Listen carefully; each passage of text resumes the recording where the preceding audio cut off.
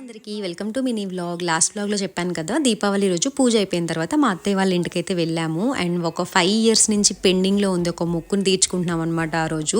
And మా అత్తయ్య వాళ్ళ ఇంటికి మేము వచ్చి చాలా మంత్స్ అవుతుంది. అంటే రెగ్యులర్గా కలుస్తూనే ఉంటాము, ఇంటికి ఒక్కటే వెళ్ళాం కానీ ఏదో ఒకలాగా కలుస్తూనే ఉంటాము, ఫంక్షన్స్ అని.